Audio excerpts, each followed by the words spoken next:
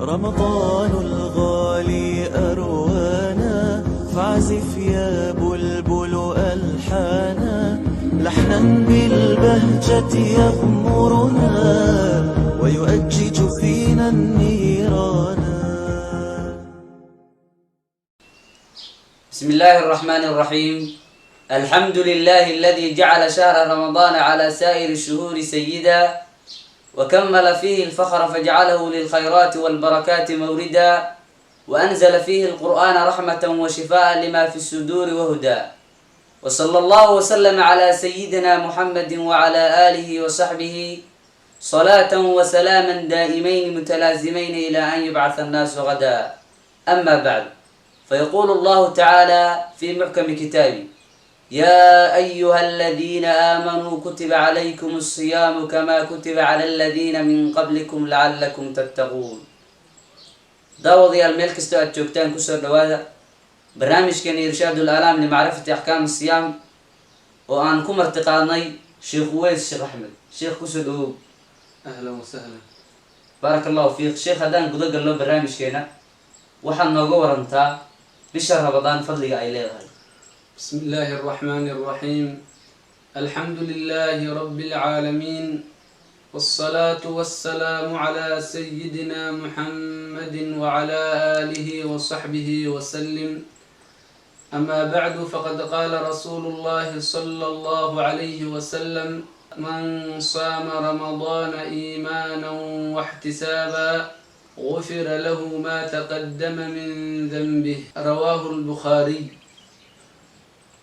nabigeennii calayhi asalaatu wassalaam asaga oo ina dareensiinaya bisha ramadaan barakada iyo qiimaha ay leedahay ayaa wuxuu leeyahay qofkii sooma bisha ramadaan asaga oo ilaahay subxaanahu wa tacaala rumaysan ajrin dalbaya, ilaahay wuxuu u dhaafaa dembigiisii hore. ilaahay subxaanahu wa tacaala addoomihiisa mu'miniinta ah wuxuu ku farad yeelay sanadkii bil ka mid ah inay soomaan, waana bisha ramadaan, waxaana la farad yeelay sanadii labaad ee hijriga. sidaa darteed nabigeennii calayhi salaatu wassalaam waxa uu soomay 9 sanawaatin tuwufiya bacdaha. soomka iyo cibaadooyinka kaleba waxay leeyihiin arkaan iyo shuruud iyo mubdilaad laga maarmaan ay tahay qofka saa'imka ah in uu barto si soomkiisa uu u noqdo mid sharciga waafaqsan, ilaahay subxaanahu wa tacaalaana uu aqbalo. axbaabii dhammaanteen waxaan isu dardaarmaynaa in aan baranno axkaamta soomka si soomkeenna uu u noqdo mid sharciga waafaqsan, ilaahay subxaanahu wa tacaalaana uu aqbalo. allah ku barakeeyo Sheekh Uways. bisha Ramadaan sidee bay ku sugnaanaysaa? ma ku sugnaanaysaa si hadalka kuwa xidigayaanada iyo kuwa xisaabyahanada hadalooda?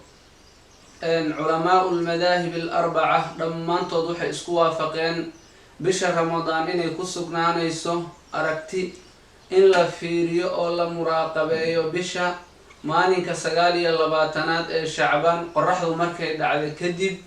haddii la arkana maalinka xiga uu yahay bishii ramadaan, haddaan la aragna maalinka 29aad maalinka xiga waa bisha shacbaan 30keeda. arrintaanaana ah midda udubdhaxaadka u ah bisha sugideeda, waana tan nabiga calayhi salaatu wasalaam uu inoo dardaarmaya xadiidka saxiixa ah oo bukhaari uu warinayo oo uu leeyahay nabigeennii calayhi salaatu wassalaam: suumuu liru'yatihi wa aftiruu liru'yatihi fain gumma calaykum faakmiluu ciddata shacbaana 30 yowma.